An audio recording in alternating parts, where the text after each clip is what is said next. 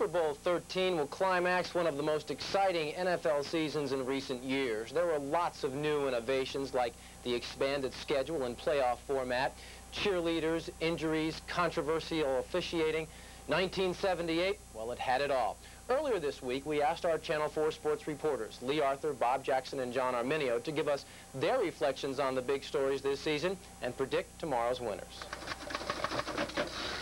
The NFL season just completed will be remembered for a number of things. We saw our first 16-game regular season schedule, 5 teams from each conference making the playoffs for the first time, and of course the sheer delight the NFL cheerleaders brought us. But there will be 2 things that will be remembered most by me when I look back on 1978. The first will be the last-second plays that won games for teams.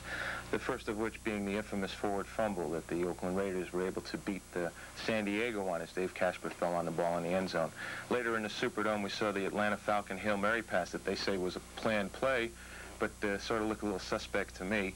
And then I guess the play that would be most remembered this season will be the New York Giant fumble that ended up with the Eagle victory. That play perhaps will hurt the Giant fans more than the 1958 title game did. The other thing I think will be remembered about the 1978 season and perhaps have lasting implications in the future will be the Chuck Fairbanks situation. If he is allowed to go to Colorado and take that job there, I think we'll see NFL coaches jumping from pros to college and other jobs as better offers come. But if Billy Sullivan and the Patriots are able to keep Chuck in New England, perhaps coaches will be more stable and stay out their contracts with their teams. That one situation is perhaps why the Patriots are not playing in this game tomorrow.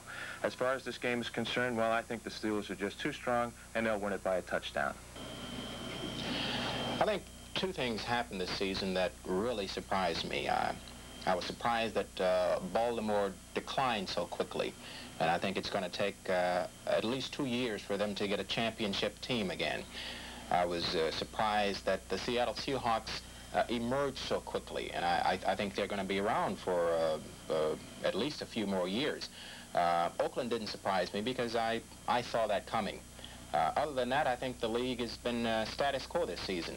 To prove that, you've got Dallas and Pittsburgh back here in the Super Bowl, and I've got to pick Pittsburgh because of 2 players, Swan and Stallworth.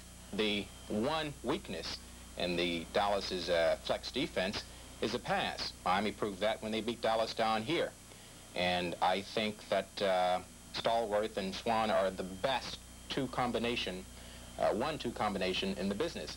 I think that Pittsburgh is going to come out passing, and I don't think there's anything Dallas can do about it. I think Dallas has undoubtedly the best team man per man, but Pittsburgh plays better with their talent, and that's why they will win by at least 2 touchdowns. The season's all over, and all that really counts now is that Pittsburgh and Dallas outplayed 26 other teams in the NFL to get to the Super Bowl. But I think that this season wasn't all that exciting for me. I thought the 16-game schedule was too long. But I thought that the NFL season was like the little girl with a curl. When it was good, it was very, very good. I think Miami getting into the playoffs was really exciting for me. I think the NFL cheerleaders added a lot of excitement.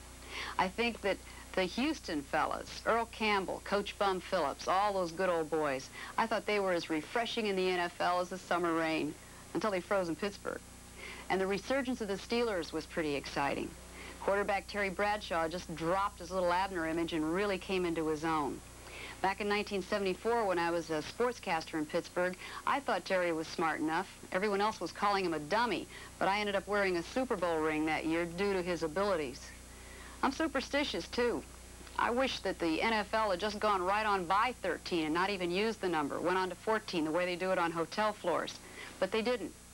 So I'm going to have to say that Super Bowl XIII is going to be the closest and most exciting game ever. It's going to be Goliath meets Goliath, and I think Pittsburgh is going to win it. Well, I have to agree with all 3 of you, especially after sitting through and watching the Steelers destroy Houston in the AFC title game in less than ideal weather conditions. I also feel Super Bowl XIII will be a renaissance of sorts. It's the first rematch. The winner will have captured 3 Super Bowls. That's a first. It will also mark the first championship game under the new rules, initiated this year to help the offenses. It's obviously pumped some life into the offensive game, and because of that, I look for the most wide-open Super Bowl to date, especially with these two heavy hitters, because the last time they tangled in the Super Bowl, under the old rules, they compiled 609 total yards. We'll be back right after this.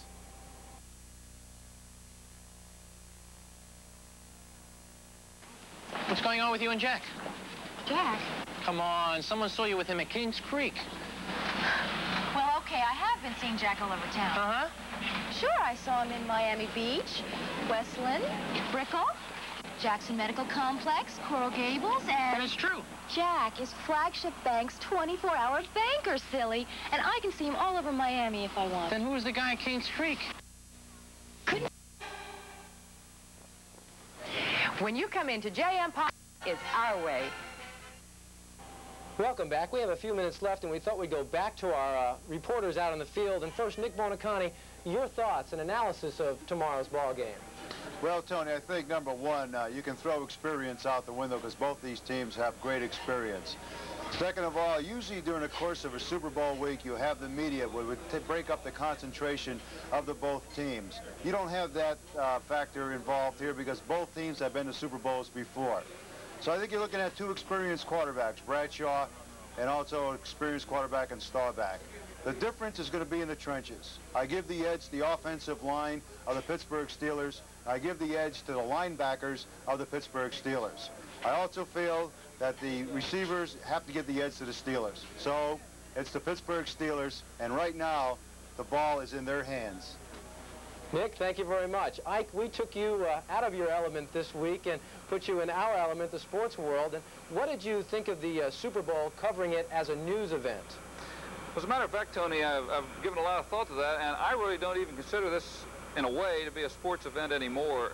What I mean by that, there is something here for almost every kind of reporter. I even saw the morning newspaper's religious editor had an article on the beliefs of the players and so forth and so on.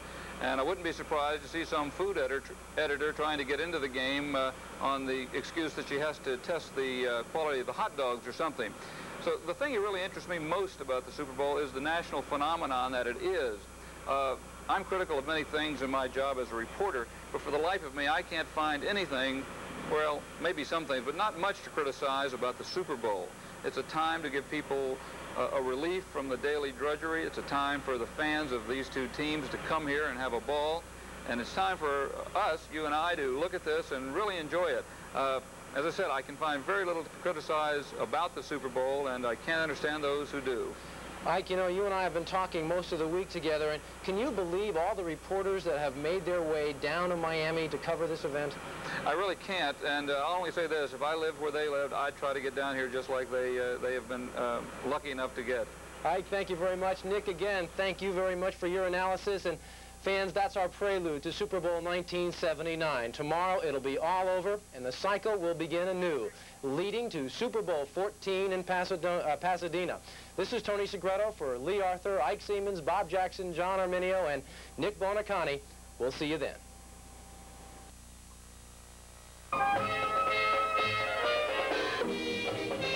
Super Bowl 79 Super Spectacular has been brought to you by Flagship Bank's 24-hour Jack. Flagship, all the bank you'll ever need. And by your neighborhood McDonald's restaurants. At McDonald's, we do it all for you.